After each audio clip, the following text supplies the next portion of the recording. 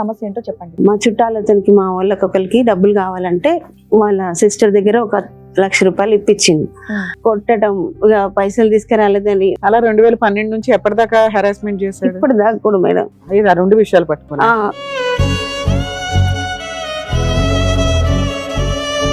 ఇక వాళ్ళందరి గొడవలలో నన్ను టార్చర్ పెడుతుంది.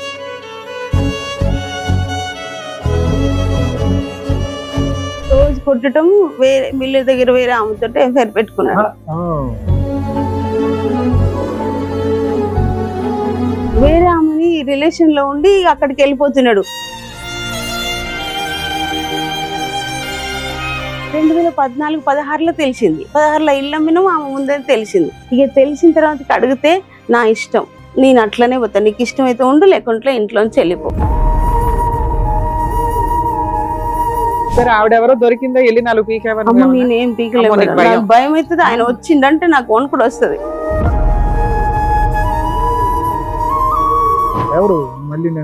మిల్లులో పని చేస్తుంది. ఈయన ఒక పని ఆయన, ఆవిడ ఒక పని ఆవిడ, వీళ్ళిద్దరూ జట్ అయ్యారు. ఆవిడకి పెళ్ళై భర్త లేడంట, చనిపోయిండు.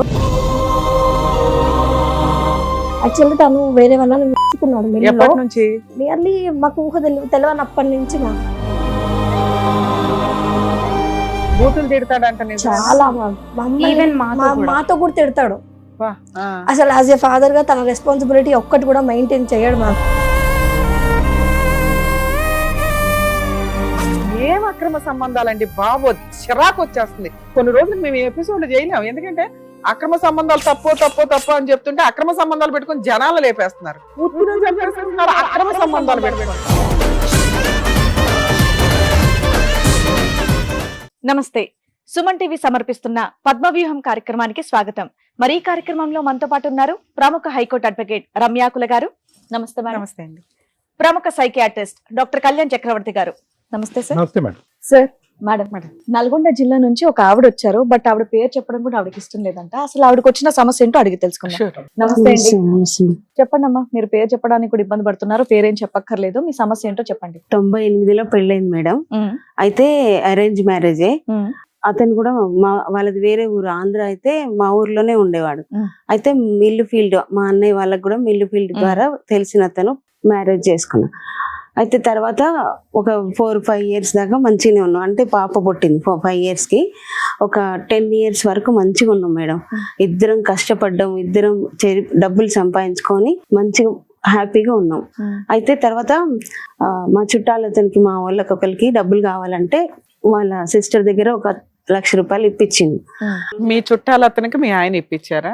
అంటే మా వారి సిస్టర్ దగ్గర మా చుట్టాలకి పైసలు కావాలంటే వడ్డీకి తీసుకున్నారు. మీ ఆడపడుచుని ఎవరు అడిగారు? మీ ఆయనే కదా అడుగుంటాడు, ఆవిడ వాళ్ళ చుట్టాలు అని కావాలని. ఎవరైతే అప్పు కావాలన్నాడో ఆ వ్యక్తి మీ ఆయన్ని డైరెక్ట్ గా అడిగాడా? చుట్టరేకంతో నీ ద్వారా అడిగిచ్చారు? ఆయననే అడిగారు. నీకు సంబంధం లేదు. ఆయన వచ్చిండు, అడిగిండు, తనకు కావాలంటే సిస్టర్ ద్వారా చూసుకున్నారు. నేను అక్కడే ఉన్నా గానీ ఇవ్వు అని నేనేం బలవంతం చేయలే. అడిగితే తీసుకున్నారు. మంచిగానే ఉన్నాం, హ్యాపీగా ఉన్నాం కాబట్టి అందరం మంచిగానే ఉన్నాం. తర్వాతకి మళ్ళీ కొన్ని రోజులకి ఇంకొక 1.5 lakh మా అన్నయ్య వచ్చి ఇప్పించిండు. మా అన్నయ్య వచ్చి ఏం చేసిండంటే, బావా వాళ్ళకి అర్జెంట్ అవసరం ఉందంట, ఇస్తాడు. చుట్టాలు కాకుండా మళ్ళీ మీ సొంత బ్రదర్ అతనికి మమ్మల్ని అడిగిండు కదా, తీసుకుపోయిండు. మళ్ళీ కావాలని మా అన్నయ్యని అడిగిండు. మా అన్నయ్యని అడిగితే ఆయనకి ఏం ఇవ్వలేక మళ్ళీ మా వారి దగ్గరకు వచ్చే ఇప్పించిన తర్వాతకి ఇక ఆయన తీసుకొని తీరలేదు, ఇట్లా తీసుకొని పోయిండు. తర్వాతకి నేను ఇంట్లో వర్క్ చేస్తాను మేడం, బ్లౌజులకి డిజైన్లు అవి వేసి. ఇక నేను ఇదంతా ఎన్ని సంవత్సరాల క్రితం స్టోరీ? 98లో పెళ్ళయింది. 10కి డబ్బులు తీసుకురావాలి. ఆ 10 సంవత్సరాలు ఫస్ట్ టైం డబ్బులు తీసుకోవడం, సెకండ్ టైం డబ్బులు తీసుకోవడం. ఫస్ట్ టైం డబ్బులు తీసుకుని తెలుసు, సెకండ్ టైం డబ్బులు తీసుకోవడం ఇరుక్కుంటామేమో, మళ్ళీ ఇస్తారు కదా అనుకున్నా. కానీ అయితే అప్పుడు ఎంతసేపటికి నేను ఇంట్లో పని చేసుకొని ఆ డిజైన్లకు బ్లౌజులకు ఇంట్లోనే వర్క్ చేసుకుంటూ సంపాదించుకున్నాను. ఇందులో నీకేం సంబంధం ఉంది? ఒకసారి డైరెక్ట్ గా మీ ఆయన అడిగాడు, ఇంకోసారి మీ అన్నయ్య ద్వారా అడిగించారు. అయితే కష్టపడి ఆ 10 సంవత్సరాలలో మాకు అప్పుడు పెళ్ళప్పుడు కూడా ఏం పెట్టలేదు. అది కట్నం కింద మా అమ్మ వాళ్ళకి సూర్యాపేటలో ఇల్లు ఉంటే ఇచ్చారు. ఇచ్చేసి కొన్ని డబ్బులు ఇచ్చి ఒక 2 తులాలు పుస్తలు తడబెట్టి పెళ్లి చేసేది. అయితే అది తర్వాతకి నేను కష్టపడి 20 తులాలు బంగారం కొనుక్కున్నా. ఇద్దరం కష్టపడ్డాం, ఇద్దరం చేసుకున్నాం, మంచిగా సంతోషంగా ఉన్నాం. మీ ఆయన ఏం పని చేస్తాడు? నువ్వేం చేస్తావు? మిల్లులో సొంత రైస్ మిల్లా? మిల్ లేదు మేడం, జాబే. మిల్లులో జాబ్ చేస్తాడు, నేనేమో ఇంట్లో పని చేసుకుంటా, ఈ వర్క్ చేసుకుంటా. ఏం వర్క్? బ్లౌజ్లకు డిజైన్లు అవన్నీ వర్క్ చేసుకున్నాం. ఇక్కడ బేగం బజార్కి వచ్చి కుందన్స్ చెమ్కీలు అన్ని తీసుకుపోయి ఇంట్లో అమ్ముకునేదాన్ని, చేసుకునేదాన్ని. ఇక నాకు అప్పటికి పిల్లలు కూడా కాలేదు కాబట్టి ఒక 5 years వరకు మంచిగా సంపాదించుకున్నాం. తర్వాత పిల్లలు పుట్టినాక కూడా చిన్న పిల్లలైనా అమ్మ వాళ్ళ సపోర్ట్ తోటి చేసుకున్నాం. బంగారం కొనుక్కున్నా మంచిగా. అలా ఎప్పటిదాకా చేసావు పని? 2010 దాకా చేస్తూనే ఉన్నా, ఇప్పటికి కూడా చేస్తూనే ఉన్నా, ఇప్పటికి కూడా కంటిన్యూ చేస్తున్నా. అయితే ఇక ఆ తర్వాత ఏమైంది, ఇల్లు కొనుక్కుందాం అనుకున్నాం. మేము ఇల్లు కొనుక్కుందాం అనుకొని ఒక అపార్ట్మెంట్ లో ఫ్లాట్ చూసి తీసుకుందాం అనుకొని నా గోల్డ్ అంతా ఇచ్చేసిన. వాళ్ళ డబ్బులు ఇవ్వలేదు, అప్పుడు ఆ టైంకి ఇవ్వలేదు. అప్పు తీసుకున్న వాళ్ళు ఇవ్వలేదు, 2.5 లక్షలు ఇవ్వలేదు. ఇవ్వకపోయేసరికి ఈయన గొడవ పెట్టి గొడవ చేసేసరికి నేను పోయి మా వాళ్ళ దగ్గర పోయి అడుక్కొస్తామంటే ఇవ్వలేదు, వాళ్ళ టైం కాలేదు. అప్పుడు బాగా గొడవ అయింది. గొడవ అయితే వాళ్ళు నేను అమ్మ వాళ్ళ ఇంటికి వచ్చేసరికి గొడవ చేస్తుంటే ఈయన ఒప్పుకోట్లేడు, గలీజ్గా తిడుతున్నాడని మా నాన్న ఏం చేసిండంటే ఎట్లయినా ఇప్పిస్తాయ్యా, 1 లక్ష రూపాయలు అయితే తీసుకో ఫస్ట్ అని మా నాన్న ఇచ్చిండు. మీకేమి సంబంధం అమ్మా ఇదంతా? మీ ఆయన మిమ్మల్ని ఎందుకు అరెస్ట్ చేశారు? మీరు ఇంటికి వెళ్ళి డబ్బులు వసూలు చేసి మీ సొంత డబ్బులు ఇవ్వాల్సినంత అవసరం ఏముంది ఇందులో? ఆయన మా చుట్టాలు తీసుకుపోయారు కదా అని. మీ చుట్టాలంటే ఎంత దగ్గర? మా అమ్మ వాళ్ళ తరపు మా అమ్మ తమ్ముడు తీసుకుపోయారు కదా, పైసలు కావాలని ఆమె అడుగుతుందని అన్నాడు అని గొడవ పెట్టుకునేసరికి మా నాన్న ఆ ఫంక్షన్ ఇల్లు కొనుక్కునే టైంకి 1 లక్ష రూపాయలు ఇచ్చిండు, మిగతా డబ్బులు ఇవ్వలేదు. ఇక అప్పుడు అడుగుతుంటే ఆయన ఎందుకు కట్టట్లే డబ్బులు? ఆయన మొత్తం లాస్ అయిపోయిందంట, తెలియదు మాకు అప్పుడు. సొంత మేనమామ గురించి నీకు తెలీదా? అంటే మీ బిజినెస్ నాన్నకైతే తెలుస్తుందిగా, మీ అన్నకి తెలుస్తుంది. వాళ్ళకి ఎవరికి తెలియదు మేడం. తెలియకుండా ఉండేసరికి మీ పైసలు ఇచ్చింది ఫస్ట్ టైం. ఇల్లు ఎప్పుడు కొన్నారు మీరు? 2012 2010లో అప్పు ఇచ్చారు, 12లో ఇల్లు కొన్నారు. అయితే ఈ లోపు ఏమైందంటే మాకు ఒక సిస్టర్ ఉంది, మా సొంత సిస్టర్ కి వాళ్ళ అమ్మాయి ఉంది. వాళ్ళు కొంచెం మా బావ కొద్దిగా అమాయకుడు అని ఏం చేసిరంటే ఆయనకి మా వారికి తెలిసిన వాళ్ళ సంబంధం ఉందని పెళ్లి చేసిరు. వాళ్ళు మిల్లు ఫీల్డ్ లో ధాన్యం ఖరీదులకు అట్లా పోయినప్పుడు చూసి కావాలంటే కట్నం లేకుండా చేసుకుంటామని చేసుకున్నారు. మా అక్క ఏం చేసిందంటే సరే మంచి సంబంధం అయితే చూసి చేస్తుండ కదా అని ఒప్పుకుంది. తర్వాతకి ఇష్టం ఉందో అప్పటికి నేను ఇంట్లోనే ఉంటున్నా కాబట్టి పెద్దగా తిరగటం వాళ్ళ గురించి ఎక్కువ ఏం తెలియదు. చేసుకున్న తర్వాతకి వెంటనే వాళ్ళకి నచ్చలేదని వాళ్ళకి వీళ్ళకి గొడవలయ్యి డైవర్స్ తీసుకున్నారు. ఇక పైసలు మా మేనమామ తీసుకున్నాం. పెళ్లి చేస్తే కూడా ఇది డైవర్స్ అయిపోయిందని మా అక్క వాళ్ళ అమ్మాయి. ఇక 2 నా వల్లనే అని మస్తు టార్చర్ పెట్టిండు, కొట్టడం, ఇక పైసలు తీసుకురాలేదని. వాళ్ళకి పెళ్లి చేస్తే వాళ్ళు కూడా అలా 2012 నుంచి ఎప్పటిదాకా హెరాస్మెంట్ చేశాడు? ఇప్పటిదాకా కూడా మేడం. ఆ 2 విషయాలు పట్టుకున్నా. ఎట్లా 10 ఏళ్ళు బాగున్నోళ్ళు అసలు మీకు సంబంధమే లేదు, ఆయనే మాట్లాడుకొని ఆయనే ఇచ్చి చేసుకొని మిమ్మల్ని ఎందుకు హింసిస్తాడు నాకు అర్థం కావట్లేదు. మా తరపు చుట్టాలు కదా, వాళ్ళకంటే మీరు ముగ్గురు ఎక్కువ కదమ్మా, 2 కూతురు భార్య ఎక్కువ కదా మీ ఆయనకి. లేదు మేడం, అట్లా మస్తు టార్చర్ పెట్టి. సిస్టర్ తో సంబంధం ఎలా ఉందమ్మా? అతనికి వాళ్ళ సిస్టర్ కి ఇప్పుడు డబ్బులు తీసుకున్నది వాళ్ళ సిస్టర్ దగ్గర కదా, వాళ్ళ సంబంధం బానే ఉందా? ఏది డబ్బులు అప్పు పూర్తిగా తీర్చకపోయినా కూడా 1 లక్ష రూపాయల వరకు తీర్చాడు కదా. అయితే అసలు ఆ పైసలు తీర్చలేదు, ఇవ్వలేదు. అయితే అప్పుడు 1 లక్ష రూపాయలు మా నాన్న ఇచ్చింది. నేనేమనుకుంటున్నా అంటే వాళ్ళ చెల్లి ఒత్తిడి ఇతని మీద ఉందేమో, బావ చెల్లి ఒత్తిడి చేస్తూనే ఉంది. ఇంకో విషయం ఏంటంటే ఈ డబ్బులు ఇప్పుడు మా మేనమామకి ఇచ్చింది 2.5 లక్షలు. మా అక్క వాళ్ళ అమ్మాయికి పెళ్లి చేసినప్పుడు వాళ్ళు నేనే పెడతా ఖర్చు అని అబ్బాయి వాళ్ళు అన్నారంట. ఆయన ఇయ్యక తెల్ల ఈయన పెట్టింది, ఇటు 2 లక్షలు పెట్టింది. మీ చుట్టరికాల వల్ల మీ ఆయనకి చాలా మీకున్న ఫైనాన్షియల్ బ్యాక్గ్రౌండ్ తో చూస్తే అయితే అట్లా అయింది. అయితే వాళ్ళు ఏమన్నారంటే డైవర్స్ తీసుకున్నప్పుడు ఆ 2 లక్షలు ఇస్తా అన్నారు, ఇవ్వలేదు. అది ఇంకా కోర్టు కాలేదు అని అట్లనే పెండింగ్ పెడుతున్నారు. ఇప్పటికన్నా అయిపోయిందా? కాలేదంట, ఇంకా నడుస్తుందా కేసు? అయితే ఇందులో ఏమైందంటే మా ఇట్లా అట్లా అని మొత్తం గొడవలు అయినాయి ఫుల్ గా. మా అక్క వాళ్ళు ఆయన పెట్టుకున్నాడు గొడవ. ఇక వాళ్ళందరి గొడవలలో నన్ను టార్చర్ పెడుతున్నారు. అట్లా ఇద్దరు కలిసే ఉన్నారా తల్లి? ఇప్పుడు కలిసే ఉన్నాం మేడం. కానీ అయితే 2012లో ఆ ఇంట్లోకి పోయిన కాడి నుంచి కూడా ఆ ఫంక్షన్ టైం నుంచి కూడా గొడవలే. 1 సంవత్సరంలో ఏం చేసిండంటే ఇక ఆయన మిల్లు కడిపోయి లోన్ కొంచెం తీసుకున్నాం మేడం. పైసలు తీసుకొని లోన్ తీసుకున్నాం కాబట్టి బంగారం అయ్యాన్ని నమ్ముకున్నాక లోన్ తీసుకొని కట్టుకున్నాం కదా. నేను ఇంట్లో చేసుకుంటూ పిల్లల్ని చూసుకుంటుంటే ఆయన జీతం లోన్ తీర్చుకోవచ్చు అనుకున్నాం. ఇక అట్లా అయ్యేసరికి వీళ్ళు పైసలు పెళ్లి ఎప్పుడు గొడవలైనాయి అని వాళ్ళందరి మీద కోపం నా మీద చూపించేది, వచ్చి రోజు కొట్టేది. ఇక ఇట్లా ఉంటే ఆయనకి తాగుడు అలవాటు ఉంది. ఆ సిచ్యువేషన్ లో 2ంటికి 3ంటికి అట్లా వచ్చేది మేడం. వచ్చినా కూడా ఇక ఈ గొడవ అయిన కానించి రోజు నోటికి వచ్చిన మాటలు అసలు అవి వినటానికి కూడా భరించలేని మాటలు. ఇద్దరు ఆడపిల్లలు. అవును. ఇప్పుడు వయసు ఎంతమ్మా వాళ్ళకి? ఒక ఆమెకి 22, ఒక ఆమెకి చదువుకుంటున్నారు. చదువుకుంటున్నారు. రెండో అమ్మాయి అంతా డిగ్రీ 2nd ఇయర్ అయిపోయింది. పెద్ద అమ్మ, ఆమెకి ఇప్పుడు బీటెక్ ఇది అయిపోయింది. నిజంగా ఈ సమస్యల వల్ల ఇతని రియాక్షనా లేదంటే జనరల్ గానే తాగేటటువంటి వ్యక్తి యొక్క రియాక్షన్ అనేది నాకు అర్థం కావట్లేదు. ఎందుకంటే జరిగిపోయి ఇవంతా 2012, 14 జరిగినటువంటి ఇక నా మీద 12 కక్ష. సంవత్సరాల పాటు ఒక కక్ష ఉంటుందా? 4.5 ఉన్నది లక్షల సార్. గురించి 4.5 లక్షలు ఇంకా కొన్ని ఆయన వాడకుండేమో మొత్తం ఇల్లు అమ్మేసి ఆ పైసలు ఇచ్చేసినాం. ఇక గొడవలు అయితే ఆవిడ కొనుక్కున్న అప్పు ఇల్లు కూడా ఇచ్చేసారా? అమ్మేసినాం. ఎందుకంటే వీళ్ళు ఏమ్మా 4 లక్షలకి అంత ఇల్లు అమ్మేసుకున్నారా? ఎంత వచ్చింది? 18 లక్షలకు అమ్మినాం. అమ్మితే బ్యాంక్ 7 లక్షలు పోయింది. ఆ. ఇక మిగతాది మొత్తం ఆమెకే ఇచ్చిండు. అంటే అంతకు ముందు తీసుకుండేమో మరి నాకు చెప్పలేదు. ఆమెకి ఇవ్వాల్సింది ఎంత ఉందో. ఆమె అంటే ఎవరు? ఆడపడుచు. మా ఆడపడుచుకి, చెల్లికి వాళ్ళ సిస్టర్ కి మొత్తం ఇచ్చేసినాం. ఇచ్చేసినాక నీ వల్లనే ఇల్లు ఎప్పుడు అమ్మేశారు? 2016లో అమ్మినాం. 12లో కొన్నారు, 16లో అమ్మేశారు. 14 సంవత్సరాలే ఉన్నాం. అదో 4 సంవత్సరాలు, ఇదో 10 సంవత్సరాలు. 16 సంవత్సరాల నుంచి 14 సంవత్సరాల నుంచి ఈ పంచాయతీ నడుస్తుంది. నడుస్తుంది. ఇక కొడతాడు ఇక ఫుల్. సరే, ఇల్లు లేదు, అప్పు లేదు, అన్ని క్లియర్. మళ్ళీ కొత్తగా సంపాదించుకోవచ్చు కదా. అట్లనే మళ్ళీ కష్టపడదామంటే ఇక నా మీద కక్ష పెంచుకొని ఎట్లా కొడతాడంటే అట్లా కొడతాడు. మిల్లి దగ్గర తాగి ఏ సిచ్యువేషన్ లో కొడుతుంది? మీరు అప్పు తీర్చేసిన తర్వాత, ఇల్లు అమ్మేసిన తర్వాత ఇప్పుడు ఎందుకు కొడుతున్నాడు? ఇప్పుడు 1 లక్ష రూపాయలు ఇచ్చిండు, మిగతా ఇవ్వలేదు కదా మా నాన్న. అది 2 అక్కడి నుంచి రావాలి. ఇప్పుడు ఇంకా రాలేదుగా. కంపెన్సేషన్ అనేది వాళ్ళ నాన్నగారి దగ్గర నుంచి రావాలి. ఇతను ఇల్లు అమ్మేశాడు, ఉన్న ఇల్లు లేదు. సో ఈ బాధ ఇక రోజు కొట్టడం, వేరే మిల్లు దగ్గర వేరే ఆమెతో ఎఫ్ఐఆర్ పెట్టుకున్నాడు.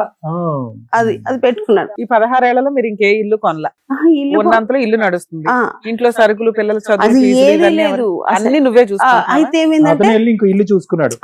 వేరే ఆమెని రిలేషన్ లో ఉండి అక్కడికి వెళ్ళిపోతున్నాడు. అయితే ఈ గొడవల వల్ల కొడుతుండంటే డబ్బులకు ఇబ్బంది అయ్యి ఇట్లా ఇల్లు అమ్ముకున్నాం కాబట్టి ఆ కోపంలో ఉన్నాడేమోనని కొట్టినా తిట్టినా నేను ఓర్చుకొని ఇంట్లో కూడా చిన్న శారీస్ బిజినెస్ లాగా అట్లా పెట్టుకున్నా కూడా కనీసం పిల్లలు స్కూల్ కి పోతారని 9వ సంవత్సరం మేడం బ్యాక్గ్రౌండ్ స్టోరీ వేరే ఉంది. ఇంకో అయితే అప్పుడు ఉన్నది నాకు తెలియదు. 2014, 16లో తెలిసింది. 16లో ఇల్లు అమ్మినాం, ఆమె ముందని తెలిసింది. ఇక తెలిసిన తర్వాత అడిగితే నా ఇష్టం, నేను అట్లనే పోతా, నీకు ఇష్టం అయితే ఉండు, లేకుంటే ఇంట్లోంచి వెళ్ళిపో. ఇందా నుంచి మేము అడిగేది అదే.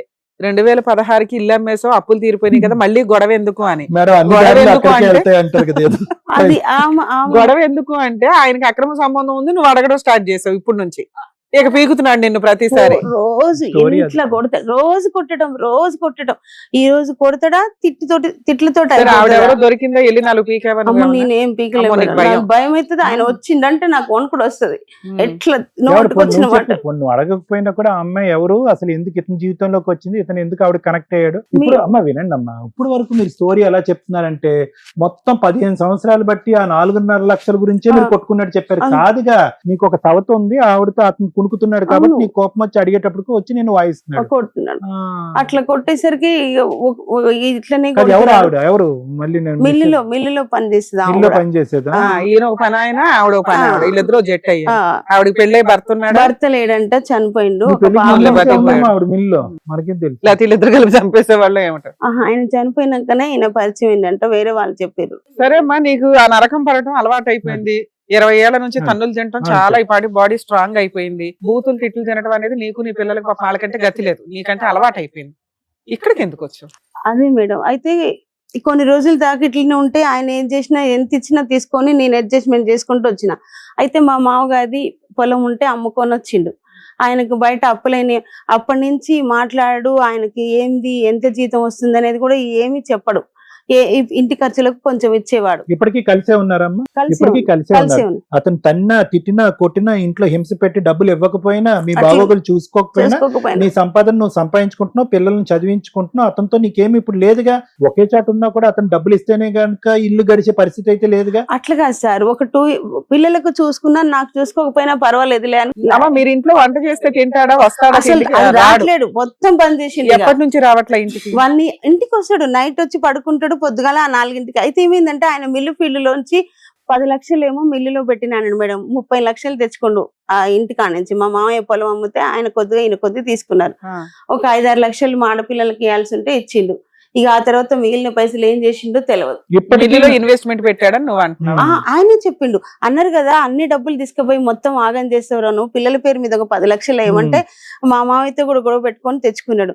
పిల్లలు అడిగితే 10 లక్షలు మిల్లులో పెట్టినా అన్నాడు. ఆ 10 లక్షలు కూడా లేవంటుండు. ఇప్పుడు సంవత్సరంన్నర పోయిన సంవత్సరం ఇంత జరుగుతున్నా కూడా మీ ఆయన నిలదీసా అతను తనేవాడు. ఆవిడని ఒక్కసారి కూడా అడగలేదమ్మా అసలు అమ్మాయి? నేను పోలేదు సార్, ఎప్పటికీ కొడతాడు. ఇప్పుడు అంటాడు కదా మా అమ్మ వాళ్ళు ఇచ్చిన ఇల్లు తీసుకురమ్మని ఇప్పుడు టార్చర్ పెడుతున్నాడు. ఇంకా ఉందా మీ అమ్మ వాళ్ళు ఏమైనా ఇచ్చారా నీకు? ఇల్లు ఉంది, అది అమ్మి డబ్బులు తీసుకురమ్మని గొడవ చేస్తున్నాడు. ఏమ్మా వీళ్ళని చూసుకోవట్లేడు. ఇప్పుడు కూడా ఇంకా కొడుతున్నాడు. ఆ డబ్బులు తెమ్మంటుండు మేడం. ఇల్లు ఆయన ఇవ్వడం మానేసి ఎదురు నిన్ను తీసుకురమ్మంటున్నాడు. ఎదురు తీసుకురమ్మంటుండు. సో ఇప్పుడు కొత్తగా జరిగిన స్టోరీ ఏమీ లేదు. ఇప్పుడు ఇన్ని సంవత్సరాల పాటు చదివినటువంటి స్టోరీకి ఇప్పుడు మీరు కంక్లూజన్ ఇవ్వండి అని చెప్పి మా దగ్గరికి వచ్చారు. అవును సార్, అంతే నాకు కదమ్మా? ఏం కావాలి, మీకేం కావాలో చెప్పండి. ఆయన కొట్టద్దు మేడం, కొట్టొద్దు. ఆయన పిల్లల్ని చూసుకోవాలి. అంటే ఫీజులు కట్టాలా, నా పెళ్లి ఫీజులు చేయాలా? కనీసం తినటానికి కూడా ఇంట్లో ఏమి ఇవ్వట్లేడు. పిల్లలకి ఇవ్వట్లేడు, నాకు ఇవ్వట్లేడు.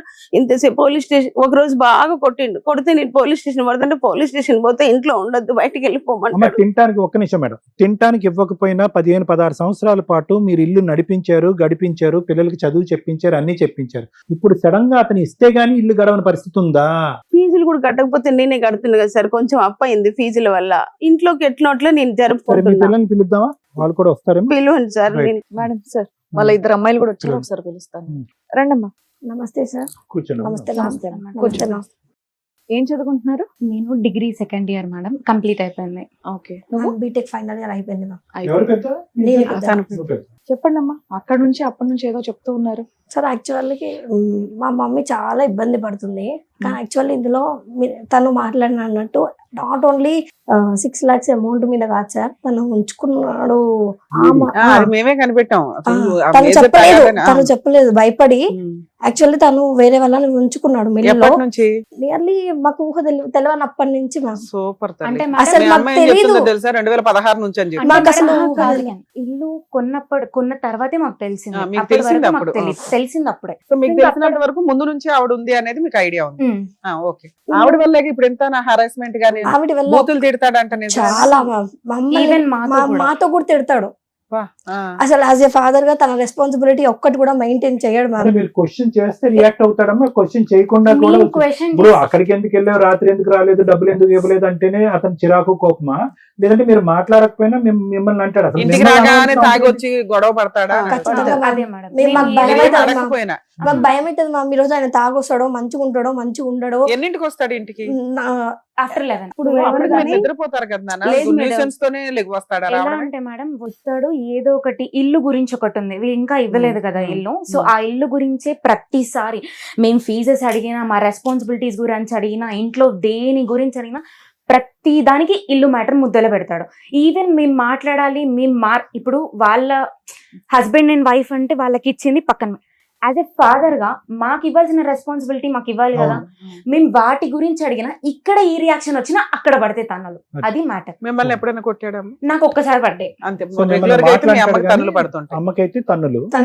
సో ఇక్కడ ఒకటమ్మా, ఒక క్వశ్చన్, నిజంగా ఇల్లు ఏదో కిందో మీదో పడి తీసుకొచ్చి ఇచ్చినా కూడా అది ఆవిరైపోద్దిగా, లేదా ఆవిడ చేతిలో పెడతాడుగా, అంతే కదమ్మా? అంతే కదా. సో ఇల్లు గురించి అయితే కాదు ఇది. ఇల్లు వస్తే కనుక మీ మీద కొట్లాట్లు గొడవలు ఆగిపోతాయని చెప్పడానికి అయితే లేదు. లేదు సార్. ఉన్నంతలో ఆయన అసలు ఏ రోజు రెస్పాన్సిబిలిటీస్ ఏ రోజు కూడా రెస్పాన్సిబిలిటీ తీసుకోలేదు. ఆడపిల్లలు అసలు మీకు ఏమైనా కష్టం ఉందా? లేదు బయట మేడం, ఏం అసలు రాదా? మేడం అసలు ఒక ఫీజు కాదు మాకు మా ఫాదర్ నుంచి. అసలు ఎలా ఉన్నావని ఒక కాల్ ఇప్పుడు రాదు మ్యామ్. మేడం, ఇప్పుడు ఈమె 2 సంవత్సరాల మీద చదువుతుంది. ఈమె హాస్టల్ ఎక్కడ ఉందో తెలియదు, ఈమె కాలేజ్ ఎక్కడ ఉందో తెలియదు, ఏం పట్టించుకోడు. యాజ్ ఎ ఈ కాలేజ్ లో బయటికి- జాయిన్ చేసే రెస్పాన్సిబిలిటీస్ కూడా లేవు మ్యామ్. లేదమ్మా అమ్మ, అన్ని వదిలేసి అమ్మ వెళ్ళాం. మీరు దయచేసి ఒకటి అర్థం చేసుకోండి. ఆ స్థాయిలో మీరు ఆశ పట్టడం కూడా ఆ మనిషికి ఆశ పడే విధంగా నేను గాని, రమ్య మేడం గాని, శ్రీవాణి గారు గాని నేర్పించేటటువంటిది కాదు. అది మనసులోంచి రావాలి. ఒక్క నిమిషం నన్ను మాట్లాడినివ్వండి. మీరు ఇక్కడికి వచ్చి కూర్చున్న ఈ 2 ఆడపిల్లలు కాదు, మీ వెనకాతలు ఉన్నటువంటి ఒక 100 మంది సైన్యం వచ్చిన మీ డిమాండ్స్ ఏంటి అనేది కరెక్ట్ గా ఉండాలి. రేపో మాపు ఈ 2 ఆడపిల్లలకి ఉద్యోగాలు ఇస్తాయి, వాళ్ళ కాళ్ళ మీద వాళ్ళు నిలబడతారు. మీకైతే కనుక ఈ బ్రతుకు తెరువు సమస్య అయితే లేదు. ఏం కోరుకుంటున్నారు? ప్రేమ కావాలా, ఆప్యాయత కావాలా, వాళ్ళ డేట్ ఆఫ్ బర్త్ అతను తెలుసుకోవాలా, లేదంటే ముందుకు వచ్చి పెళ్లిళ్ళు చేయాలి? ఇక్కడి నుంచి చూడండి. లవ్ కావాలి, ఎఫెక్షన్ కావాలి, కేర్ కావాలి, వచ్చి బాగా చూసుకోవాలంటే ఎక్కడ పుట్టిస్తామని? నేను అది అడగట్లేదు ఎక్కడ సార్. పుట్టిస్తాం? నేను అక్కడ పిల్లలు కన్నాడా? అక్కడ కన్నాడా? లేదు, అక్కడ కనలేదా? లేదు. ఓకే. అక్కడ ఒక అమ్మాయి ఉంటే పెళ్లి చేసిరంటే డైవర్స్ అయింది అంటే, ఒక అబ్బాయికి పెళ్ళయింది, ఆమెకు పాప. ఇక్కడి నుంచి మాట్లాడండి మీరు. అందులో రెస్పాన్సిబిలిటీస్ ఇది అవుతున్నాయి సరే, కాబట్టి మీకు ఏం కావాలనేది మా ఇది. మా ఇద్దరి ఒపీనియన్ ఒకటే సార్. ఒకటే. ఏంటిదంటే ఆయన మారాలి, మళ్ళీ కలిసి ఉండాలి, కలిసి ఉంటాం అదనట్లేదు. వాళ్ళిద్దరి మధ్యలో మాకు లవ్ ఇవ్వమని కూడా మేము అడగట్లేదు. ఇక్కడ ఆయన దగ్గర నుంచి రాదన్న విషయం మాకు తెలుసు. మేము ఎంత తాపత్రయపడ్డా ఎవరు చెప్పినా అది రాదు. మాకు ఒక క్లారిటీ ఉంది. ఇప్పుడు ఆయన పెట్టినా పెట్టకపోయినా ఆయన దగ్గరే ఉండాలి అన్న ఈ ఒక్క దాంతోని ఇన్ని రోజులు ఉంది. ఏవైనా మా స్టడీస్ కానీ మా ఖర్చులు ఏవైనా అన్ని మా అమ్మని ఇల్లదీస్తుంది. బట్ ఇప్పుడు సిచ్యువేషన్ ఏమొచ్చిందంటే తనకి పెట్టగలిగే, ఆల్రెడీ ఊర్లో అన్ని అప్పులు అయిపోయినాయి, అన్నీ అయిపోయినాయి. సో ఇప్పుడు తను పెట్టగలిగే కెపబిలిటీలో లేదు. ఇప్పుడు మేమేం అడుగుతున్నామంటే అట్లీస్ట్ మా చదువులు అయిపోయే వరకన్నా మా రెస్పాన్సిబిలిటీగా మా అట్లీస్ట్ బిల్ అన్న ఇప్పుడు మేము హాస్టల్ రెంట్ అది మీ ఇంటి దగ్గర పెద్ద మనుషుల ద్వారా ఇక్కడ దాకా వస్తే అమ్మా ఇప్పుడు మేము మీ హస్బెండ్ కి ఫోన్ చేసి 4 వీక్ ఆమె అనుకో మాటలో ఆయన వెంటనే ఏం చేసుకుంటారు చేసుకోవాలంటే మీరు ఇంటికెళ్ళి కేసులు వేసుకునే అంత దమ్ము మీకుందా? లీగల్ గా వెళ్ళగలరా? ఇట్లా మేము ఫోన్ చేయగానే భయపడి ఇస్తాడని మేము అనుకో. మీ నాన్న ఆల్రెడీ ముద్రిపోయిన బ్యాచ్ లో మీరు లీగల్ గా తెగించి ఇంక ఈయన వల్ల ఒక ఉపయోగం లేదని మీరు క్లారిటీ ఉంది. ఎదురు రోజు న్యూసెన్స్ తప్ప. ఇలాంటిది మేమిద్దరిలో ఎవరైనా మాట్లాడామే అనుకోండి, అప్పుడు మీ నాన్న చేసే పని ఇంట్లో నుంచి బయటకు వెళ్ళిపోవడం. అది ఎట్లాగో రెంటెడ్ హౌస్, ఆయన వెళ్ళిపోతాడు ఆరాంగా. మీరు అడిగిన గొంతమ్మ కోరికలు కాదు అవన్నీ మీ హక్కులు. మీ హక్కులన్నీ కోర్టు తీరుస్తుంది. దానికి మీరు రెడీయా అంటే మీరు ఏదైతే ఇప్పుడు దాకా మీ అమ్మ బంధం పెట్టుకుందో, 2 ఆడపిల్లలు, తండ్రి ఉండాలి, సొసైటీ, గుడ్ విల్ అని, అలా ఆవిడ ఇంతకాలం ఏదైతే ఉందో అది రోడ్డు మీదకి వెళ్తుంది. మీరు తెగించే ధైర్యం ఉందా?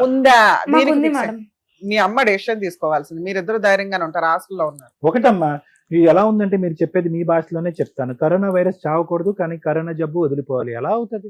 అక్కడ ఆడదాని మీద ఒక ఆమె ఎవరైతే కనుక ఇతని మీద శిలాశాస్త్రం చెప్తుందో ఆ వైరస్ అయితే మీరు తీయలేకపోయారు. బయటకు వచ్చి గొంతు చించుకుని అరవలేకపోయారు. పెద్దల్ని తీసుకొచ్చి మాట్లాడలేకపోయారు. ఇప్పుడు వచ్చి పోలీస్ స్టేషన్, కోర్టు గడప తొక్కలేకపోయారు. వెళ్లే రకాలు కూడా కర్ర ఎరగకూడదు, పాము చావకూడదు. మమ్మల్ని అడ్డుకున్నారు, లేకపోతే మేము వెళ్ళాలని మేము వెళ్ళగలదా? మేడం అడిగేది అదే. ఇప్పుడు వరకు రానటువంటి పోరాట పట్టిక ఇప్పుడు ఎలా వస్తుంది? మీ సిస్టర్ అంటుంది వీరు రెడీ అంటుంది. వేరే మీకు 16 years బట్టి you don't have the capacity and to fight. ఇప్పుడు సడన్ గా వీఆర్ రెడీ టు ఫైట్ అంటే కనుక మీకు అంత బ్యాక్గ్రౌండ్ బ్యాకింగ్ ఉందా? మీరు చేయగలరా? మీ నాన్న కూర్చోండి ఇక్కడ అని అంటే కనుక నోరు మూసుకుని కూర్చుంటారేమో. సరే, మీరు ఆలోచించుకోండి అమ్మా, మేము చెప్తాము, తర్వాత ఫైనల్ గా మాట్లాడతాం. ఏంటంటే ఎక్కడా కూడా అంటే నాకు నిజంగా అనిపించేది ఏంటంటే 10 సంవత్సరాల పాటు ప్రయాణం బాగానే ఉంది, 10 సంవత్సరాల పాటు ప్రయాణం బాగానే ఉంది అనుకుంటే వాస్తవానికి ఆ స్టార్టింగ్లో 98 నుంచి 2008 వరకు ప్రయాణం బాగుంది అనేటటువంటి ఒక కళ్ళకు గంతలు కట్టుకుని మీరు ఉన్నారంతే.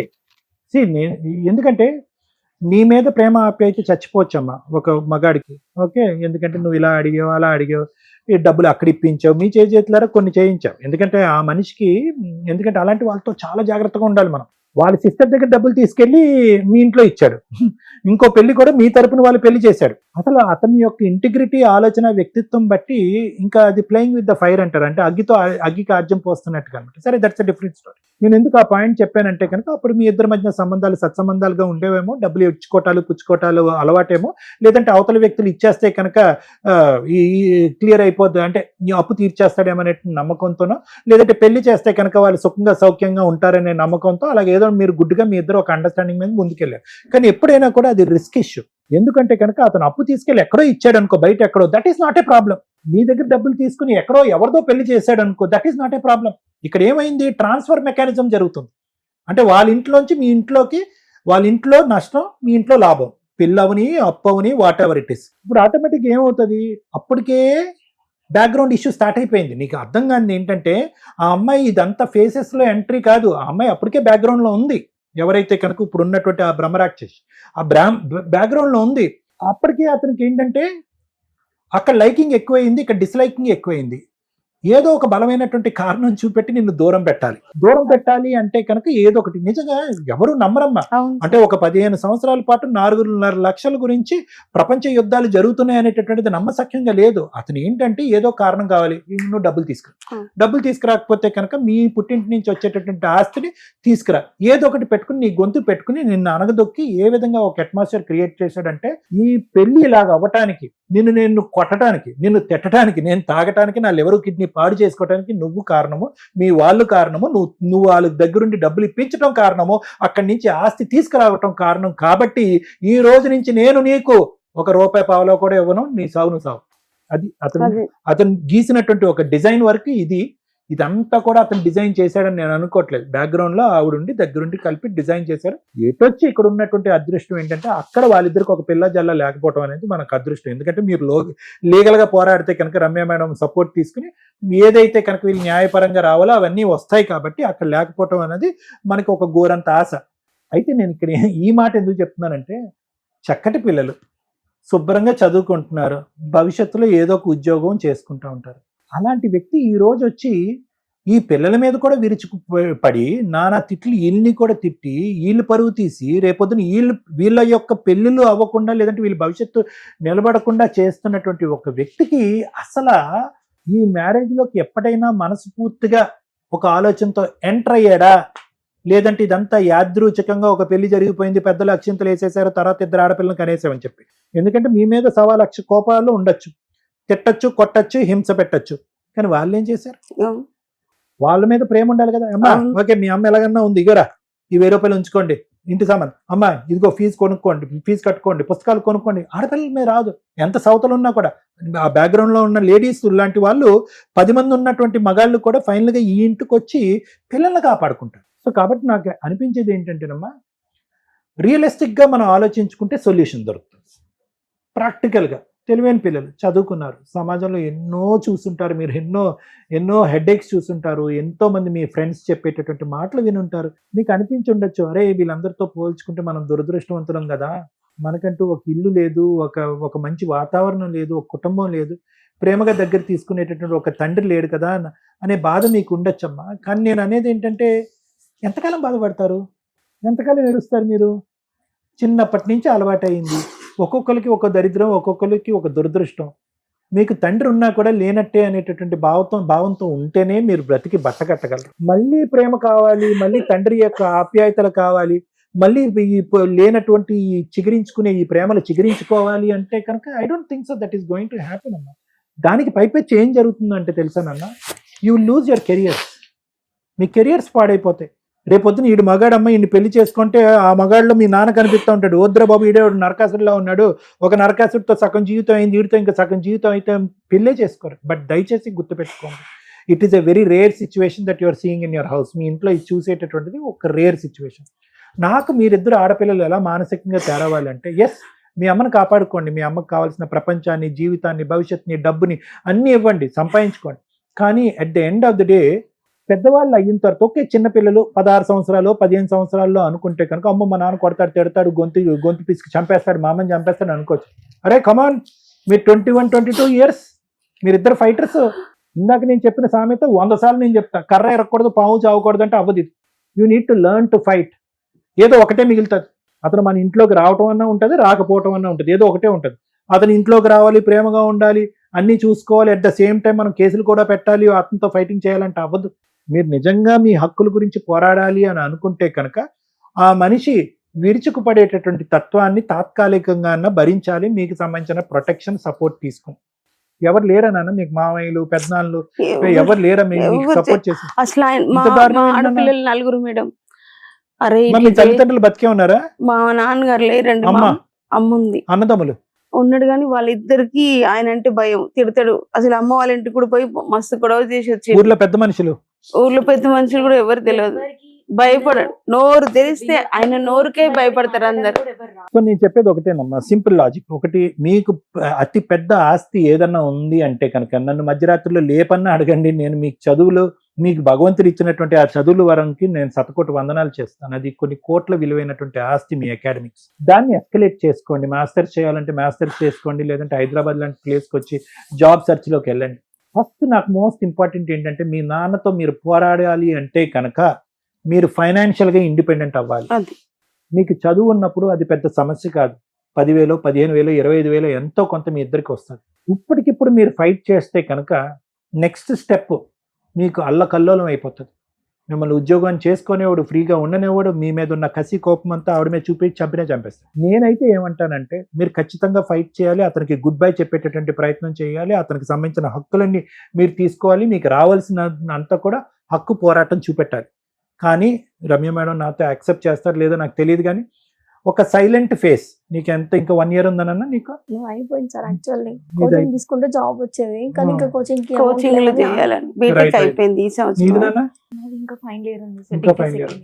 సో నేనేమంటున్నానంటే అమ్మా, maybe I'm wrong, I don't know, but నేనేమని చెప్తున్నానంటే కనుక ఈ టైంలో బహుశా ఆ పిల్లలు ఇంకొక 1 yearలో సెటిల్ అయిపోతారు అని అనగా సానుకూలంగానే ముందుకెళ్ళి ఒక్కసారి ఆ పిల్లలు సెటిల్ అయ్యి వాళ్ళకి ఏదన్నా ఒక ఉద్యోగం వచ్చి వాళ్ళ కాళ్ళ మీద వాళ్ళు నిలబడిన తర్వాత అప్పుడు దీర్ఘకాలికమైనటువంటి పోరాటం చేస్తే బాగుంటుంది అనేది నా అభిప్రాయం. ఎందుకంటే వీళ్ళు డిస్టర్బ్ అవ్వకూడదమ్మా. ఆ కెరియర్ ఇప్పుడు ఫైనల్ ఇయర్ ఈ అమ్మాయికి కోర్స్. ఇప్పుడు ఇట్లా ఉన్నారు కదా, అట్లనే అనుకున్నాం. ఏమన్నా కానీ పిల్లలకి చెరకు జాబ్ వచ్చినాక నేను కష్టపడతాం, ముగ్గురం కష్టపడతాం, ఆ మనిషి పెట్టినా పెట్టకున్నా ఏం కాదనుకునే ఊపున్నా ఇన్ని రోజులు. అట్లయితే ఇప్పుడు ఏమైందంటే ఇప్పుడు వచ్చే నెల రిజిస్ట్రేషన్ అయితే సూర్యాపేటది నాకు ఇచ్చిన ఇల్లు అమ్మేస్తే ఆ పైసలు తెచ్చుకొని వీళ్ళ చదువులకి 1 లక్ష 2 లక్షల దాకా అప్పైంది తీర్చుకుందామంటే ఇప్పుడు ఆ డబ్బులు తీసుకుపోతా అని కూడా ఎలా తీసుకెళ్తాడమ్మా ఆయన. ఇవ్వకుంటే ఇప్పుడు ఎట్లా టార్చర్ పెడతాడు, భయపడతాడు. ఆ పైసల గురించి ఇప్పుడు ఇల్లు నిన్న పొద్దున పోతే కూడా ఆ ఇల్లు తీసుకురాలేదు, ఆమె సంగతి చెప్తా అని ఆమె టార్చర్. మీకు వచ్చే డబ్బులు ఉన్నాయి కానీ అవి కూడా అతను కాజేస్తాడు అనేటటువంటి ఒక ఫియర్ ఉందిగా. కనీసం ఒక్క రోజు కూడా పిల్లల్ని ప్రేమగా కూడా సార్ మేము ఆయన నుంచి ప్రేమ ఎక్స్పెక్ట్ చేయట్లే, మాకు బతకనిస్తే చాలు, మీ బ్రతుకులు మిమ్మల్ని బతకనిస్తే చాలు. అసలు ఎట్లా అంటే అసహ్యమైన మాటలు అవి నేను భరించలేకపోతే కొట్టడం, ఆ మాటలు అనే దాంట్లో నన్ను భయపడతాడు. అవి మేము వినలేకపోతున్నాం. రోడ్డు మీద ఎక్కడ ఏది అనేది మ్యాటర్స్ కాదు, మా ముందు మా అందరి ముందు వియర్డ్ అనిపిస్తుంది. ఇప్పుడు చెప్తారు వినండి. Thank you sir. Okay madam, thank you madam. ఒకళ్ళ కష్టం సుమన్ గారు ఈ ప్రోగ్రామ్ కంటిన్యూ చేస్తున్నది ఇండైరెక్ట్ గా ఈ కేసు ద్వారా మీరు ఏం నేర్చుకుంటారు అని.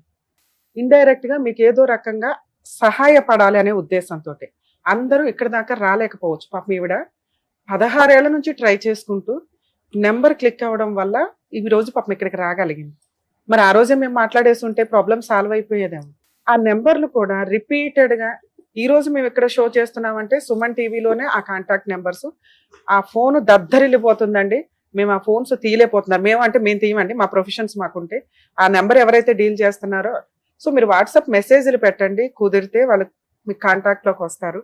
ఇలా ఇక్కడ మాట్లాడుతున్న ఇటు కేసులు ఇది ఎంటర్టైన్మెంట్ కి సంబంధించి కాదు. ఇటువంటి సమస్యలు ఉంటే మీరు ఎట్లా సాల్వ్ చేసుకోవాలని చెప్పండి.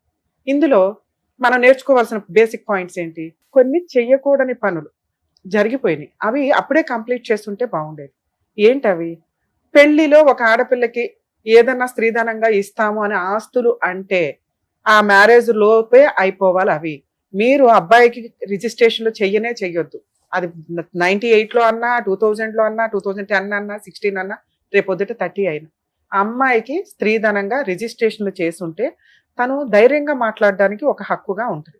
ఈ రోజున 90% కేసులు అలాగే ఉన్నప్పటికీ మీరు కూడా ఇక్కడి నుంచి జాగ్రత్త పడండి. ఆడపిల్లకి ఏదైనా ఇస్తాము అంటే ఇచ్చేయండి తప్ప మీ వాళ్ళు ఇవ్వలేదు అనే నరకం 26 ఏళ్ల నుంచి 28 ఏళ్ల నుంచి అమ్మాయి పడుతుంది. ఒక పాయింట్. రెండో పాయింట్, అమ్మాయి తరపు వాళ్ళ చుట్టాలకి భార్య దగ్గరుండి దయచేసి అప్పులు ఇప్పించకండి. ఎందుకంటే కొన్ని సందర్భాల్లో అది ఆయన కష్టార్జితం అయి ఉంటుంది. 2, వాళ్ళ కుటుంబ సభ్యులకి మీ కుటుంబ సభ్యులకు గౌరవం ఇప్పించడం కోసం ఇప్పించిన వ్యవహారం. ఆ పనికి మాలలో అప్పు తీర్చకపోవడం వల్ల ఈవిడ ఈ రోజున పడుతున్న నరకం. మేబీ ఆయనకి కష్టాలు ఉంటే ఉండొచ్చు. నిజంగా ఇలా ఒక అమ్మాయి కుటుంబం రోడ్డు మీదకి వచ్చింది మేనమామకి హెల్ప్ చేయడం వల్ల. పైగా ఆవిడ మాట్లాడింది ఏమీ లేదు ఇందులో.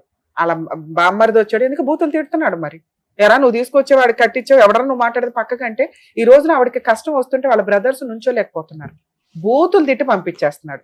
సో సొంత చుట్టాలు ఆడపిల్ల తరపు వైపు వెళ్ళి దయచేసి అప్పులు చేయకండి. ఒకవేళ అలాంటి కర్మే మీకు వస్తే ఆ అమ్మాయి కుటుంబం నాశనం అయిపోద్దని గుర్తు పెట్టుకొని ఆ అప్పులు తీర్చేసుకుంటూ ఉండండి. ఈ 2 విషయాలు కొంచెం జాగ్రత్త పడండి. అవి లాస్ట్ కి ఇచ్చేసారు మేడం ఆ పైసలు కూడా. ఇచ్చారులే. ఇచ్చారులే, కానీ నువ్వు అది దగ్గర యుద్ధం దగ్గర అంతా. 15 ఏళ్ళు నువ్వు చెప్పిన పంచాయతీ అదే కదా. మీ ఆయన నీకు బుస్సు బుస్సని కాటేస్తున్నాయి ఆ పాయింట్లేగా. ఎంత యుద్ధం. కానీ మేం కనిపెట్టిన పాయింట్ ఏంటి, డే 1 నుంచి మీ ఆయన ఈ పాయింట్ లో అడ్డు పెట్టుకొని ఎక్స్ట్రా మ్యారిటల్ అఫేర్ నడిపిస్తున్నాడు తల్లి, మీతో మాట్లాడనివ్వకుండా అంటున్నాం. అర్థం అవుతుందా?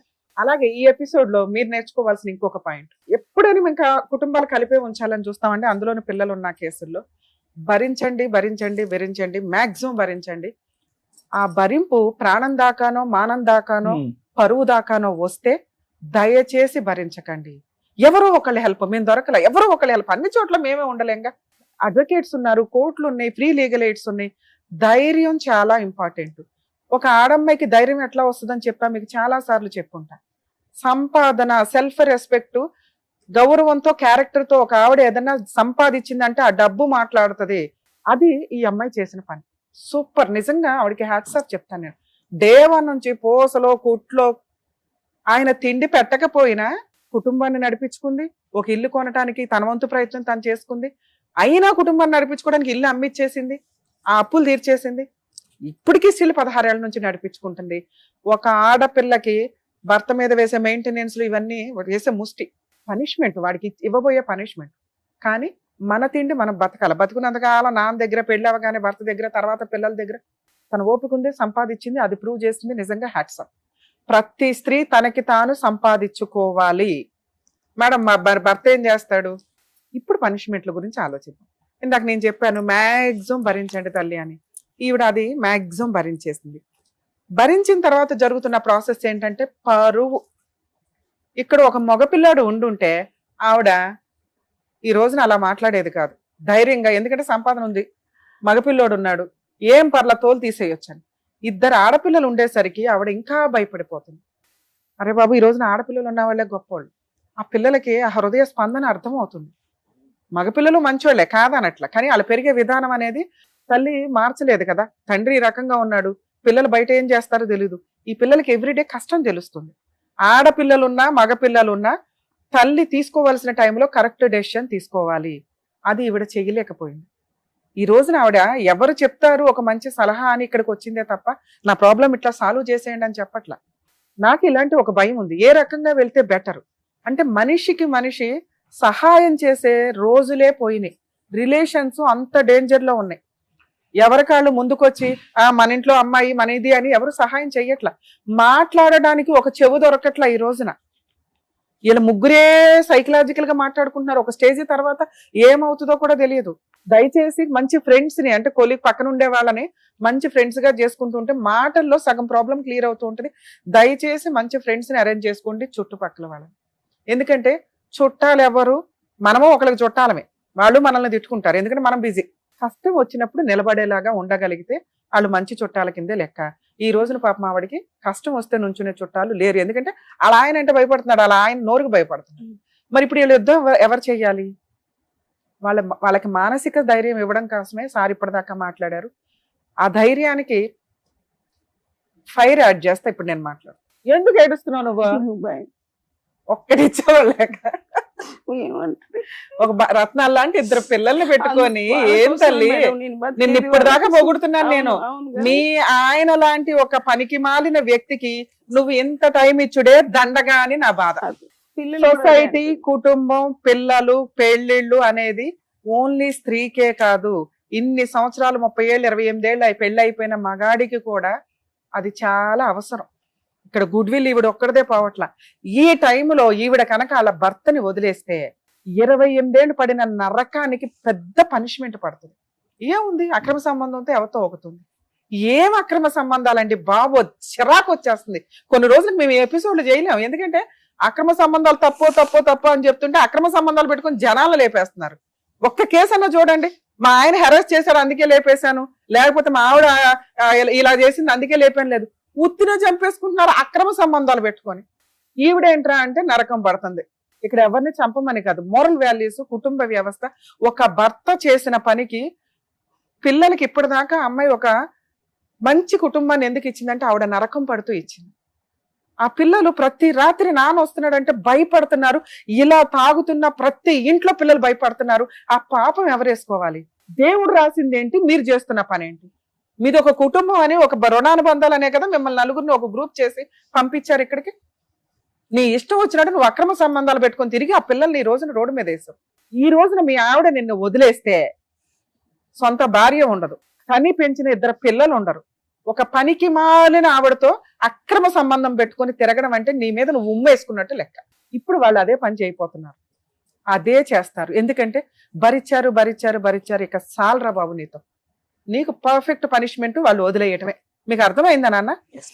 మీ నాన్నకి మీరు ఇవ్వాల్సిన పనిష్మెంట్, ఎట్లాంటి వాడు నాకు అవసరం లేకుండా బతికేవాళ్ళు బొచ్చుడు మంది ఉన్నారమ్మ సమాజంలో. మీరు విత్ క్యారెక్టర్ తో గుడ్ విల్ తో బతుకుతున్నారు, సమాజం మీకు హెల్పే చేస్తుంది. ఇలాంటి నాన్న మీరు పక్క పెట్టుకుంటే మీ అమ్మని హింసించడానికి రేపొద్దు మీకు వచ్చే సంబంధాలు కూడా చేరకొడతారు. మీకు చదువుకోవడానికి ఒక ఎరువే వేయని వ్యక్తి మీ కుటుంబాలు బాగున్నాయంటే ఎందుకు ఊరుకుంటారు? మీ కుటుంబాలే ఆయనకి టార్గెట్. అర్థమవుతుందా? ఈ రోజు మీ అమ్మ ఏం భయపడుతుందంటే నాకు రేపొద్దుట రాబోయే రూపాయి వేస్ట్ అవుతుంది ఏమని. వేస్ట్ అవ్వదు తల్లి, నువ్వు మీ ఆయనతో కలిసి ఉన్నా అది వేస్ట్ అవ్వదు. టచ్ చేసే రైట్స్ నీకు లేవు. అలా ఉంటే మా వాళ్ళకి ఫోన్ చేయండి, మా టీం అంతా నీకు అందుబాటులో ఉంటుంది. కానీ ఇది కరెక్ట్ కాదు. నేను మీ ఆయనతో కలిసి ఉండొద్దాన్ని. నువ్వు ఈ రోజే డెసిషన్ తీసుకోవాలి. ఇట్లాంటి వ్యక్తి అదేమన్నా సొంత ఇల్లా, రెంట్ హౌస్, ఆయన కడుతున్నది 6,000, అవునా? ఇంకొక 6,000 నువ్వు సంపాదించుకోలేవా? సంపాదించుకో. అంటే నువ్వు తలుచుకుంటే ఏమన్నా చేయగలవు. మీ ఆయనకు నువ్వు ఒక పనిష్మెంట్ ఇవ్వాలి అనుకుంటే ఈ రోజే మీరు డెసిషన్ తీసుకోండి. ఇప్పుడు మేము ఫోన్ మాట్లాడబోతున్నాం, మాట్లాడతాం. ఎందుకంటే ఎక్కడో అక్కడ కట్ అవ్వాలి రిలేషన్. మీ నాన్నకి మీ వాల్యూ తెలిసి మీ కాళ్ళు పట్టుకొని బతువులాడాను, మరి కాళ్ళు పట్టుకోపోయినా మీ మనసు సాటిస్ఫై అయ్యేలాగా ఆయన బతిమలాడి రెస్పాన్సిబిలిటీస్ ప్రూవ్ చేసుకుంటే ఒక ఛాన్స్ ఇవ్వండి. లేదా ముందు అర్జెంట్ గా పోలీస్ స్టేషన్కి వెళ్ళి మీరు కంప్లైంట్ ఇవ్వాలి. ఇవాళ మేము ఫోన్ మాట్లాడతాం కాబట్టి గొడవ అవుతుంది. ఇదే గొడవ, ఇక ఫైనల్, ఇక గొడవ లేదు మీ ఇంట్లో. చాలు పడిన నరకం. అమ్మ ఆ పిల్లలకి కళ్ళకు అద్దుకుని పెళ్లి చేసుకునే అబ్బాయిలు దొరుకుతారు. ఇలాంటి మంచి పిల్లలు దొరక్క బయట ఏడిస్తున్నారు మగాళ్ళు. అర్థమవుతుందా? ఇంకా 5 ఏళ్ల టైం ఉంది. కెరియర్ నువ్వు గట్టిగా లైన్ లోకి వస్తావు తల్లి. నువ్వు సంపాదించే డబ్బులు ఆ రెంట్కి ఆ పిల్ల ఫీజులకి సరిపోతాయి. ఆ పిల్ల ఇంకో 1 సంవత్సరం 2 సంవత్సరాలకు లైన్ లో వస్తుంది. సంపాదించండి, ఒక చిన్న ఇల్లు కొనుక్కోండి. మనం బయటికి వెళ్ళిపోయినా అమ్మ కూర్చొని తినగలిగితే చాలు. ఇంతే మీరు చేయాల్సిన పని. మీకు 5 years టైం ఇస్తున్నా. మీ నాన్న అవసరంలా, మీ నాన్న రూపాయి మీకు అవసరం. ఇప్పుడు మీరు చేయబోయే యుద్ధం ఎందుకంటే 28 ఏళ్ళు మీ అమ్మకి నరకం చూపించిన మీ నాన్నకి కోర్టుల ద్వారా పనిష్మెంట్ ఇవ్వాలి. మీకు ఆల్రెడీ రాబోయే డబ్బు దాచుకోవాలి అంటే ఆవిడ ఈ రోజే డెసిషన్ తీసుకోవాలి. చాలు పడిన నరకం. మీ నాన్న గిర్రగిర తిరిగి వస్తే వస్తాడు, లేదా బయటే బూతులు తిట్టుకుంటూ తిరుగుతూ ఉంటాడు. కుక్క వాగింది అనుకోండి, లెక్క కూడా చేయకండి. అలాంటి వ్యక్తికి మీరు ఇచ్చే పనిష్మెంటే ఇది. లీగాలిటీ ఏంటి మేడం అది కూడా చెప్పేస్తాం. మీ ఆయనకి మాట్లాడడానికంటే ముందు మీ ఆయన రేపు పొద్దుట వెళ్ళండి పోలీస్ స్టేషన్లో, ముందు అర్జెంటుగా కంప్లైంట్ ఫైల్ చేయండి. మీ అమ్మగారిని తీసుకొని వెళ్ళి 498 డొమెస్టిక్ వైలెన్స్ అన్ని కేసులు మీరు వెయ్యాలి తల్లి. ఎక్కడ మీకు అడ్వకేట్ అవసరం లేదు. పోలీస్ స్టేషన్కి వెళ్ళండి, కంప్లైంట్ ఇవ్వండి. ముందు అర్జెంటుగా కేసు రిజిస్టర్ అవ్వాలి. మీకు ప్రొటెక్షన్ కావాలి. ఇంటిలోకి అతను రాకూడదు, తిట్టకూడదు. తిట్టాడా వెంటనే వీడియోలు తీయండి, ఫోటోలు తీయండి. ఇమ్మీడియట్ పోలీస్ స్టేషన్కి వెళ్ళండి. మళ్ళీ నెక్స్ట్ రోజు ఇచ్చేస్తే తీసుకెళ్ళి అరెస్ట్ చేస్తారు ఈసారి. ఓకే, ఫస్ట్ మీకు ప్రొటెక్షన్ వచ్చింది, ఇంట్లో నస తగ్గింది, బూతులు తగ్గినాయి. నెక్స్ట్ స్టెప్ ఏంటి చెప్పినాను. అలా అరెస్ట్ చేస్తే అమౌంట్ లంచం ఇస్తే బయటకు వచ్చేస్తా. అరెస్టే లేదు మర్చిపోండి. కానీ ఇంటికి వచ్చి బూతులు తిట్టి న్యూసెన్సులు చేస్తే కేసుల్లో అరెస్టులు ఉన్నాయి. ఉరేసేరుగా మీ నాన్నకి మీరే వేయలేదు ఇప్పటిదాకా. మీరు పనిష్ చేయలేదు, కోర్టు పనిష్ చేసి జైలేదు. ఫ్యామిలీ మ్యాటర్స్ నాన్న ఇవి, అరెస్టులే లేవు. ఆయన ఆయన తిరుగుతూ ఆయన వదిలేయటమే మీరు ఇచ్చే పనిష్మెంట్ అన్న. ఆయన జైల్లో వేసుడు ఉరేసుడు గురించి మాట్లాడట్లా నేను. ఆయన మాట్లాడేవి మీకు అనవసరం. మీరు చెయ్యబోయేవే ఆయన గుర్తు పెట్టుకోవాలి. ఆయన సైకలాజికల్ గా ఏదో అంటున్నాడు కదా, నేను పోలీసుని కొంటా, జడ్జిని కొంటా, అడ్వకేట్. కొనుక్కోరా, నువ్వు కొనటమే కావాలి మాకు. అర్థం అవుతుందా? అలాంటి ఏమి ఉండవు నాన్న. ఇవన్నీ ఫేక్ చేసే మాట్లాడే మాటలు ఇవన్నీ. వాళ్ళకి నిజంగా తెలుసు ఎవరిని కొనటం కుదరదు. అసలు మీ కేసులో కొనాల్సిన అవసరం కూడా లేదు. అర్థం అవుతుంది? ఆయన పైన ఆయన చేసుకుంటూ లాయర్లకు ఫీజులు ఇచ్చుకొని తిరగలిగితే చాలా పెద్ద పనిష్మెంట్. మీకు ఫీజులు కట్టడు కానీ లాయర్లకు ఫీజులు ఇచ్చుకుంటాడా? అర్థమైందా? మీకు ఫీజు ఉన్నప్పుడు లాయర్లకు ఫీజులు కట్టనే, పోలీసులకు లంచాలు ఇచ్చుకొని. అర్థం అవుతుందా? ఇదే మీరు చేయాల్సిన పని. అసలు పోలీసులు ఏమి లంచాలు తీసుకోరు. మీకు చెప్తున్నాడు కదా, మీకు అదే అంటున్నా. మీ అర్థం అవ్వాలని మీకు చెప్తున్నా. అలాంటి ఒక ఖర్చు అవ్వాలి. భార్య పిల్లల్ని వదిలేస్తే ఎలా ఉంటుందని ఆయనకి తెలియాలి. నువ్వు నీ దగ్గర మాకు రూపాయి అవసరం లేదు. నువ్వు అవన్నీ ఖర్చులు అంటున్నావు, ఒక పెట్టుకొని పో. ఎక్కడ తిరుగుతావు తిరుగు.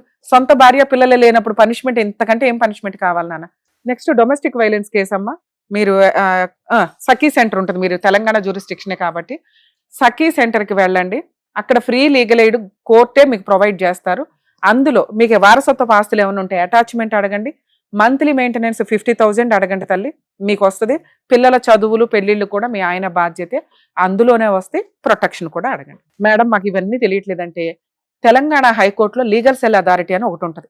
మీరు అక్కడికి వెళ్ళి హెల్ప్ అడిగినా మీ జ్యూరిస్టిక్షన్కి సంబంధించిన వాళ్ళకి ఇస్తారు.